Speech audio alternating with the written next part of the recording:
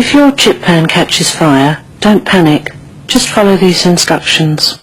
1. Turn off the heat. 2. Run a cloth under a tap and wring it out. 3. Cover the pan and then wait until it's cooled right down. Don't try and move the pan, and whatever you do, don't throw water over the fire. The effects can be devastating.